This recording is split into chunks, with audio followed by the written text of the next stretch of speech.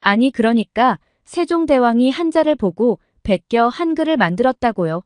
여기 한 중국 학생의 근거 없는 헛소리에 일침을 날리는 한국인 유학생이 있습니다. 교수님이 한글 키보드를 극찬하자 화를 참지 못하고 헛소리를 해대던 중국 남학생은 논리로 받아치는 한국 여학생의 말에 입도 뻥끗 못하고 얼굴이 달아오르는데요. 자랑스러운 우리 한국 여학생의 이야기를 한번 들어보러 가겠습니다. 안녕하세요. 저는 미국 하버드에서 공부를 하고 있는 피비라고 합니다. 집은 영국인데 하버드까지 유학을 와서 공부를 하고 있어요. 그런데 제겐 조금 불편한 점이 하나 있는데 저는 휠체어를 타고 다니고 있어요. 사실 어렸을 때 저는 수영 유망주였습니다. 체조 선수였던 부모님을 따라 어렸을 적부터 여러 운동을 접했는데 저는 수영이 정말 좋더라고요. 그래서 초등학교 시절 내내 수영장에 살았을 정도로 열심히 연습하기도 했어요. 꼭 국가대표가 돼서 금메달을 목에 거는 게 목표였거든요. 그러던 어느 날 유소년 수영대회에서 1등을 하고 온 가족과 신나게 집으로 돌아가는 길이었어요. 부모님과 이대로만 하면 정말 국가대표가 될지도 모르겠다는 즐거운 얘기를 나누던 중 갑자기 몸이 앞으로 확 쏠렸습니다. 한참 정신이 들었을 땐 다리에서 느껴지는 엄청난 통증에 곧바로 정신을 잃고 말았어요. 나중에 알게 되었지만 저희 차 뒤로 음주운전을 한 트럭이 뒤따르고 있었고 불행 중 다행으로 저희 차에 가까워지자 브레이크를 밟긴 했지만 충돌을 피할 수는 없었다고 했습니다. 차 내에서 일어난 큰 충격으로 다리를 지나는 큰 신경이 손상되었고 그렇게 저는 다리를 쓸 수 없어 휠체어를 타고 다니고 있어요. 저를 만나는 사람들은 이제 어쩌냐며 하나같이 제 걱정을 했고 어린 제가 받아들이기엔 너무 큰 사고였어요. 나중엔 괜찮냐고 묻는 사람들조차 만나고 싶지 않더라고요. 사람들의 걱정 섞인 말을 매일매일 듣다 보니 제가 정말 장애인이 되었다는 게 실감났거든요. 그 누구도 만나고 싶지 않았어요. 그래서 그때를 기점으로 대인 기피증이 생기기 시작했습니다. 처음엔 밖에 나갈 때 두리번거리는 걸 시작으로 해서 점점 전화나 문자를 하는 것도 힘들었죠. 그렇게 저는 스스로를 집에 가두었어요. 그나마 저희 부모님은 마치 예전처럼 저를 대해주셨어요. 저희 집에 방 배치와 몇 가지 구조물이 생겼을 뿐 제게 그 어떤 연민의 말도 하지 않으셨죠. 집에서 생활할 때도 최대한 제가 할 수 있는 것들은 다 해야 했어요. 제가 도움을 요청하기 전까진 부모님은 넘어지고 실수하더라도 그냥 내버려 두셨습니다. 그땐 좀 너무한 거 아닌가 싶은 생각이 들었지만 지금 돌아보면 그게 맞았던 것 같아요. 덕분에 집에서만큼은 그 어떤 걱정에 시달리지 않고 온전히 나 자신으로 지낼 수 있었거든요. 부모님은 일단 저를 지켜보기로 하셨는지 홈스쿨링을 시켜주셨어요. 그동안은 늘 수영장에서 먹고 자고 하느라 공부를 진지하게 해보지 않았는데 생각보다 책 속 세상은 정말 재밌더라고요. 처음엔 온갖 소설책에 빠져 지내다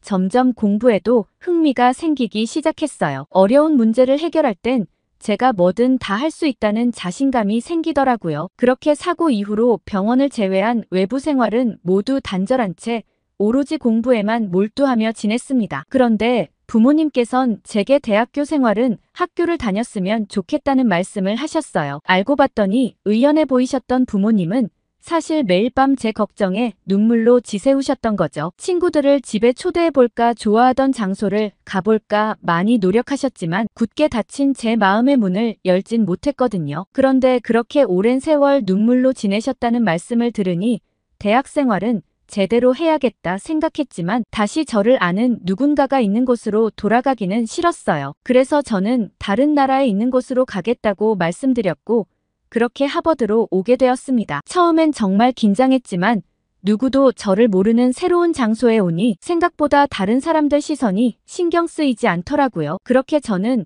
언제 방구석에 갇혀 지냈던 애였냐는 말을 들을 정도로 학교 생활을 잘하고 있어요. 하버드에서 저는 AI를 연구하는 학생으로 사회에 도움이 되는 프로그램을 만들고 싶다는 꿈을 갖고 일하고 있어요. 다리를 다치고 사실 도움을 받는 일이 많았기 때문에 반대로 제가 가진 능력으로 다른 사람을 돕는 일을 하고 싶은 마음이었죠. 그런데 학교 생활 중 정말 힘든 게 하나 있었어요. 사실 여기 대학교 애들은 다들 저를 그냥 자연스럽게 받아들여주고 있어요. 딱 한 명 샤오잔을 제외하고 말이죠. 샤오잔은 중국에서 온 남학생인데 저를 볼 때마다 너무 과하게 구는 친절에 오히려 가시가 숨겨져 있다는 생각이 들 정도예요. 제가 충분히 할 수 있는 일들도 넌 못하는 거 아냐? 라며 제 행동을 제지하기도 하고 다리가 그렇게 돼서 어쩌냐며 불쌍한 듯한 눈빛을 보낼 때도 많아요. 일일이 해명하거나 받아치는 것도 제 수준 깎이는 일인 것 같아 참고 있는데 속으로는 정말 화가 치밀어 오르는 일이 한두 번이 아니죠. 이런 애랑 같은 학교에 다니다니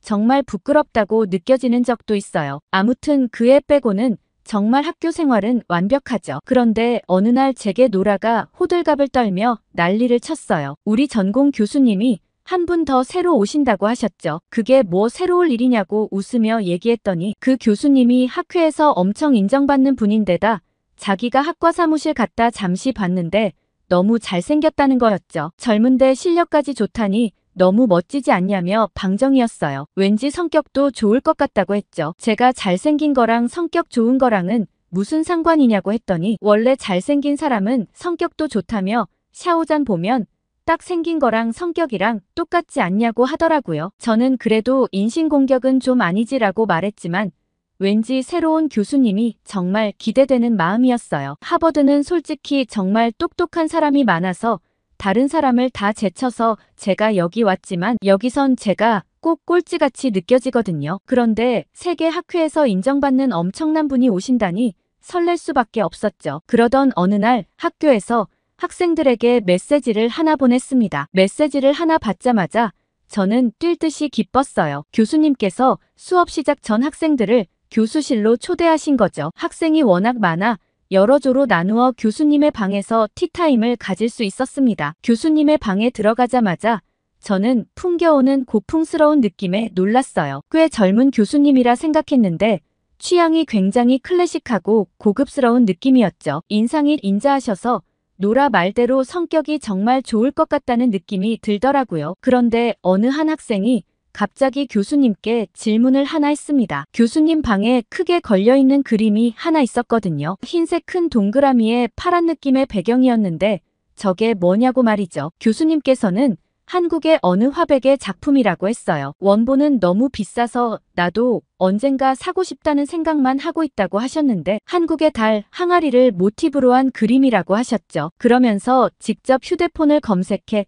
저희에게 달 항아리의 실물을 보여주셨어요. 뽀얗고 부드러운 곡선이 마음을 차분하게 만들어주는 느낌이 들더라고요. 교수님은 한국의 문화를 굉장히 사랑한다고 하셨어요. 이런 달 항아리나 백자들을 좋아하셔서 집에서는 따로 수집도 하고 계시다고 했죠. 교수님과 만나기 전에는 코딩 얘기나 프로그래밍 얘기만 할 줄 알았는데 이런 얘기를 하게 되다니 상상도 할 수 없었어요. 이런 문화를 즐기는 교수님을 보면서 더 교수님께 빠져들게 되었죠. 그런데 교수님 방에서 잔잔하게 나오는 음악이 있었습니다. 교수님께서 우리가 오기 전부터 듣고 계셨던 음악인 것 같은데 멜로디가 너무 아름다웠죠. 가사도 잘 안 들렸지만 처음 들어보는 부드러운 리듬이었어요. 저는 교수님께 혹시 지금 방에서 나오는 이 노래는 무슨 노래인가요? 라고 여쭤봤더니 교수님께선 이것도 한국의 오래된 노래라고 하셨어요. 여기 한국 학생도 있는 걸로 아는데 아마 지윤이는 이게 무슨 노래인지도 모를 정도로 오래전의 노래라고 설명해 주셨습니다. 그러자 지윤이는 신하위의 노래라고 대답을 했고 교수님은 깜짝 놀라셨어요. 이렇게 오래된 노래를 어떻게 아냐고 말이죠. 그러자 오히려 지윤이가 더 놀랐어요. 지윤이는 아버지가 당시 노래를 좋아하셔서 어렸을 적부터 정말 많이 들어서 알고 있는데 교수님이야말로 미국의 젊은 교수님께서 어떻게 한국의 올드팝을 아냐고 말이죠. 교수님께선 한국 반도체 기업에서 연구를 잠시 했었을 때 거기 아저씨들이 듣고 계시는 노래를 듣고 한 번에 훅 빠져버리셨다고 했어요. 그리고 그 뒤부터 그 시절 노래를 줄곧 듣고 있다고 하셨죠. 학생들은 다들 이게 요즘 노래가 아니라는 거에 놀란 듯 했어요. 사실 지금 들어도 전혀 손색 없을 정도로 아름다운 음악이었거든요. 그러면서 다들 갑자기 노래를 더 듣고 싶다며 볼륨을 높여서 한 곡 더 들려달라고 했죠. 교수님은 이게 나만 좋은 게 아니었구나. 어린 너희들도 좋아하다니. 역시 한국 음악은 세계를 관통하는 게 있다시며 노래를 하나 더 틀어주셨습니다. 저는 요즘 유행하는 한국의 K-팝도 정말 즐겨 듣지만 오히려 한국의 옛날 노래들이 진짜 멋지더라고요. 이런 음악이 사람들에게 알려지기만 한다면 오히려 더 유행할 거란 확신이 들었죠. 노래가 끝나자 지훈이는 가사 내용을 설명해 주었어요. 그러고선 한글은 정말 표현이 다양해서 차마 영어로 설명하지 못하는 그런 애절한 감정이 담겨 있다며 한국의 옛 노래 가사들은 가사가 직설적이지 않고 비유가 많아 꼭 시적이라는 얘기를 했죠. 저희는 그날 교수님 방에서 들었던 신하위와 산울림 그리고 김현식의 노래들을 휴대폰에 하나하나 적어갔습니다. 그리고 집에 돌아오는 길에 다시 한 번 더 들어봤죠. 그리고는 교수님이 정말 친근하게 느껴졌어요. 그리고 교수님의 첫 강의 날 저는 일찍 도착해 맨 앞자리에 앉았습니다. 교수님께는 공부 외에도 배우고 싶은 것들이 정말 많다는 생각이 들었거든요. 저희 팀 말고도 다른 학생들도 교수님과의 사전 티타임을 통해 교수님의 강의에 기대하는 학생들이 많아 보였어요. 교수님은 첫 시간이니만큼 AI를 연구하는 우리들이 나아갈 길에 대해 생각해보자고 하셨죠. 토론 형식으로 이루어진 교수님 수업은 매우 자유롭고 유쾌했어요. 물론 토론 형식으로 수업하는 다른 교수님들도 많았지만 온화하고 친절한 분위기에 누구나 자유롭게 의견을 개진할 수 있었습니다. 그렇게 절반의 수업이 지나갈 즈음 교수님께서 여러분이 추후 실리콘밸리에서 일하기 위해 지금부터 필수적으로 배워야 할 게 하나 있다고 하셨어요. 교수님이 화면에 띄운 내용을 보고 일제히 두 눈이 휘둥그레졌죠. 교수님이 보여주신 건 바로 한글이었어요. 다들 의아했죠. 미국 실리콘밸리에서 일하게 될 저희가 왜 한글을 배워야 하는지 머릿속에 물음표가 가득했습니다. 그러자 교수님께선 혹시 작년 구글의 인공지능 챗봇 바드가 처음 나왔을 당시를 기억하냐고 물었습니다. 그때 마이크로소프트의 챗GPT와 뜨거운 경쟁을 처음 시작했던 타이밍이었죠. 그러나 정말 특이했던 건 구글에서는 바드를 한국어로 먼저 사용하게 했다는 점이었어요. 교수님께선 구글에서 한국어 서비스를 먼저 하는 데는 단순히 보여지는 이유만 있는 게 아니라고 하셨습니다. 그 안에 더 큰 비전이 숨겨져 있다고 하셨죠. 한글의 가장 큰 장점은 컴퓨터에 입력했을 때 가장 빠른 정보 처리가 가능하다고 하셨습니다. 컴퓨터로 입력할 때는 물론 AI가 학습하기에도 완벽한 언어라고 하셨죠. 그래서 구글은 빠른 입력이 가능해 디지털화에 뛰어난 한글 체계를 도입해 시장 점유율을 높이는 동시에 한국의 뛰어난 인재들이 AI를 활용한 시스템을 개발할 기반을 마련하는 게 목표였다고 하셨죠. AI 기술력을 구현하기 위한 반도체나 메모리는 한국 기술력 없이는 불가능하기 때문이라는 말을 덧붙이셨습니다. 저는 단순히 한국은 워낙 인터넷 보급률이 높고 스마트 기기에 대한 국민적인 이해도가 높아 단순 베타 테스트를 위함이었다고 생각했는데 좀 놀랐습니다. 그리고 이어지는 교수님의 말씀에 저는 한글을 배워야 하는 필요성을 절감할 수밖에 없었어요. 프로그래밍을 할 때는 코드를 입력하고 타자를 정확하게 치는 게 매우 중요한데 한글 키보드는 그런 측면에서 보면 세계 최고라고 하셨습니다. 정확성과 속도 그 두 측면에서 따졌을 때 지금의 영어식 쿼티 키보드는 한참 뒤처진다고 하셨죠. 쿼티 키보드는 단순히 자주 쓰는 글자들을 멀찍이 띄워 배열해서 오타를 줄이는 것만이 목표라고 하셨습니다. 그런데 한국식 키보드의 전신이 되는 공병우 타자기는 세계에서 유일하게 2개국 문자를 타이핑할 수 있는 유일한 기계식 타자기라고 하셨습니다. 한글을 기계적으로 구현하면서도 빠르고 쉬운 타이핑이 목적이라고 하셨죠. 손의 운동 반경을 최소화하여 효율적인 타자기가 될 수 있도록 구현했다고 하셨습니다. 이를 알아본 IT 대기업들이 하나 둘 한글 타자기를 본격 도입하려고 하고 있다고 했죠. 애플 역시 한글 키보드에 대한 업데이트를 주기적으로 하며 유저들의 반응을 실시간으로 반영하고 있다고 했어요. 이런 현상은 비단 애플뿐만이 아니라고 하셨죠. 당연히 처음 접할 때는 좀 노력해야겠지만 이건 세계화의 흐름이기 때문에 지금부터 미리 배워두면 추후 편하게 일할 수 있을 거라고 조언해 주셨어요. 그리고 교수님은 한글은 언어와 음성이 결합되어 독특하고 아름다운 디자인적 요소를 가지고 있어서 디지털 시대의 UX의 관점에서도 가능성이 무궁무진하다고 하셨죠. 그러자 갑자기 뒤에서 교수님을 크게 부르는 소리가 났습니다. 샤오잔이었죠. 저는 얼굴만 보고서도 표정이 잔뜩 찌푸려졌어요. 저에게 워낙 무례하게 하는 학생이 강의실 수업 중에도 저런 태도를 보였기 때문이죠. 그러면서 샤오자는 교수님께 도둑질만 일삼는 한국에 그린 한글을 그렇게 높게 치시는 이유가 뭐죠? 하고 질문했습니다. 다들 도둑질만 일삼는다는 말에 벙쪄서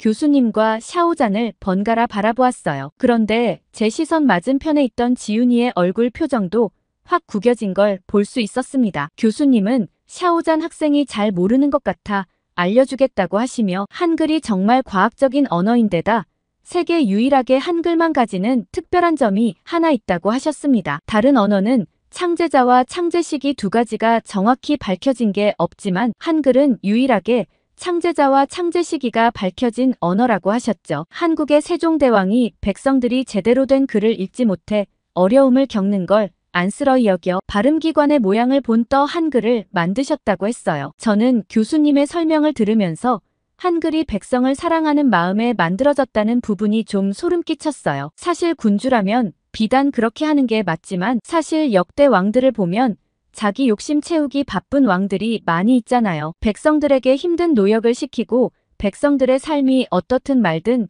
자기만 호의호식하는 군주가 많았는데 한국에는 그렇게 멋있는 왕이 있다는 게 놀라웠습니다. 이 얘기를 듣고 한글에 대해 더 관심이 많아졌어요. 저는 샤오잔이 더 이상 할 말이 없겠다 싶었는데 샤오잔은 코웃음을 쳤습니다. 아니 그래서 세종대왕이 중국 최하층민들이 쓰던 그 언어를 가져간 거라고요? 라고 대답했어요. 중국 하층민들이 한자를 기반으로 한 하층민만의 은어가 있었다고 했죠. 한국 단어에 한자로 만들어진 글이 많은 건 이미 교수님도 아시겠죠? 라고 하며 그게 바로 한자를 베껴 한글을 만들었기 때문이라고 얘기했습니다. 그러자 갑자기 지윤이가 손을 번쩍 들었습니다. 제가 샤오잔의 주장에 대답해도 될까요? 교수님께 허락을 구하는 지윤이의 태도는 샤오잔의 불량한 언행과 완전 반대되었어요. 지윤이는 세종대왕님께서 훈민정음을 만들기 전에 우리 한국 사람들은 향찰, 이두, 구결 등의 글자를 사용했다고 했습니다. 그 이전까지도 한국어는 있었지만 문장을 우리말 순서에 맞게 바꾸고 조사 등을 한자 소리를 빌려 붙인 한문 문장이라고 했죠. 그러자 샤오잔은 그 말이 바로 베껴 썼다는 말이라며 성질을 냈습니다. 흥분한 샤오잔의 태도와는 반대로 차분하게 지윤이는 한자를 빌려 썼을 뿐 그게 중국어를 본떠서 썼거나 베꼈다는 말은 성립하지 않는다고 했어요. 그렇다면 같은 한자 문화권에 속하는 일본어도 한자를 그대로 베꼈다고 주장할 수 있는지 궁금하다고 했습니다. 그러자 샤오잔은 우물쭈물했어요. 지윤이의 말을 들은 학생들은 사실 더 이상 들을 가치가 없다고 생각했습니다. 샤오잔의 논리라면 영어를 사용하고 있다고 해서 미국이 영국을 베꼈다는 말은 성립이 안 되니까요. 지윤이는 말을 계속 이어갔어요.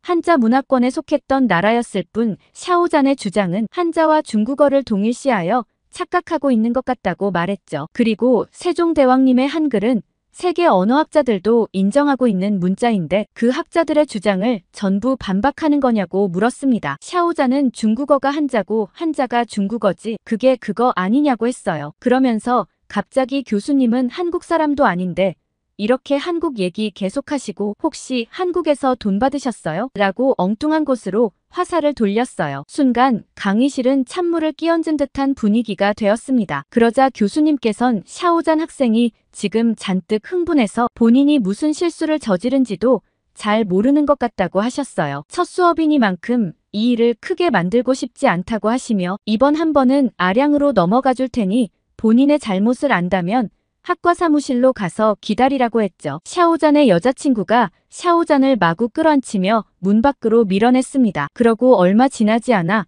강의 시간이 마무리됐죠. 교수님께선 오히려 샤오잔 때문에 이번 기회에 여러분이 한글에 대해 더 많은 지식을 알게 된 것 같아서 나쁘지 않은 것 같다는 생각도 든다고 하셨습니다. 그리고 다음 시간부턴 다시 전공 공부를 위해 박차를 가해보자고 하시곤 강의를 마무리하셨어요. 교수님의 신사다운 태도와 기품이 느껴지는 마무리였습니다. 저는 안 그래도 눈엣 가시였던 샤오잔을 논리로 이겨버린 지윤이가 너무 멋있었죠. 이전 한국 노래를 알려줄 때도 뭔가 마음에 드는 친구였는데 더 관심이 생겼습니다. 그래서 가방을 얼른 정리하고는 지윤이에게 다가갔습니다. 저는 지윤이에게 다가가 오늘 정말 멋있었다고 했어요. 그런데 지윤이와 얘기를 나누는 중에 지윤이의 가방에 달려있는 물건에 눈길이 확 갔습니다. 저는 이게 한글이냐고 물어봤죠. 그러자 지윤이는 한글로 자기 이름을 키링으로 만들어 달고 다니고 있다고 했어요. 집에 3D 프린터기가 있는데 그걸로 만들었다고 했습니다. 저는 동글동글한 한글이 정말 귀여웠어요. 교수님이 한글은 디자인적 관점에서도 매우 뛰어나다고 하셨는데 그게 이런 걸 의미하는구나 싶었죠. 교수님이 보여주신 PPT에서 봤던 딱 떨어지는 한글과 지훈이가 만든 한글은 서체에 따라 분위기나 느낌이 확연히 달라진다는 걸 느낄 수 있었어요. 저는 혹시 내 이름도 한글로 한번 써줄 수 있겠냐고 물었습니다. 지훈이는 한글에 대한 관심이라면 얼마든지 환영이라며 공책에 제 이름을 한글로 써주었어요. 저는 꼭 아이콘같이 생긴 한글로 적힌 제 이름이 마음에 들었죠. 그러자 지훈이가 우리 집에 놀러 올래? 너도 키링으로 만들어줄까? 하고 물어봤습니다. 저는 정말 좋다고 얘기하며 내일 지훈이의 집으로 가기로 했죠. 그러고 집으로 가는 길에 엄마와 통화를 하다 내일 저녁은 친구 집에서 먹기로 했다고 말했어요. 그런데 갑자기 엄마가 아무 말도 없으셨어요. 흐느끼는 소리밖에 들리지 않아서 저는 무슨 일이 생겼나 놀랐죠. 그러자 엄마가 사고 나고 친구 집에 간다고 하는 소리는 처음 들었다며 잘 지내고 있다고 얘기는 해줬지만 이젠 다시 예전처럼 돌아가서 평범하게 살고 있구나 싶어 감격했다고 하셨습니다. 저는 엄마의 말에 덩달아 마음이 찡해졌어요. 생각해보면 정말 친구 집에 가는 건 오랜만이었거든요. 대학에 와서 그나마 친구들과 하나둘 어울리긴 했지만 제가 그닥 친하지도 않은 친구 집에 선뜻 가겠다고 한 건 처음이었으니까요. 저는 지훈이 집에 놀러 가는데 선물이라도 하나 사가야겠다 생각했지만 도저히 한국 사람은 뭘 좋아하는지 잘 몰랐어요. 그래서 인터넷에 한국 선물에 대해 마구 검색해봤죠. 그리고는 딱 마음에 드는 물건을 찾았습니다. 그 물건을 사서 지훈이가 자취하는 집으로 향했죠. 지훈이는 반갑게 저를 맞으며 제 손에 들고 있는 선물을 보고는 빵 터졌어요. 그러면서 잘 풀리라고 휴지를 사온 거냐고 물었죠. 저는 웃으면서 비슷하다고 얘기하며 우리 사이가 이렇게 길게 이어지면 좋겠다고 사왔다고 했습니다. 지훈이는 그 의미도 참 좋다며 저를 집 안으로 들어오라고 했죠. 그런데 저는 선뜻 들어가지 못하고 머뭇거릴 수밖에 없었어요. 지훈이의 집에는 신발을 벗고 들어가야 했는데 제 휠체어가 거슬릴까 걱정이었거든요. 지훈이는 하나도 걱정 안 해도 된다며 바닥이 대리석이라 닦으면 괜찮다며 아무렇지 않게 웃어 보였어요. 저는 나중에 청소하려면 일일 텐데 불편한 마음이 들면서도 저를 배려해주는 지훈이의 마음이 고마웠죠. 지훈이는 혼자 유학 와서 살고 있는데도 정말 깨끗하게 집 관리를 잘 해놓았다는 생각이 들었어요. 저도 혼자 사는데 엉망인 저희 집과는 비교되게 단정하고 가지런했죠. 지훈이는 일단 밥부터 먹자며 엄마가 손님이 오면 밥부터 먹여야 된다고 배웠다고 하더라고요. 한국 음식을 많이 먹어봤는지 잘 몰라서 일단 김밥에 떡볶이를 준비했다고 했어요. 저는 김밥은 마트에서 파는 냉동김밥 먹어본 적 있다며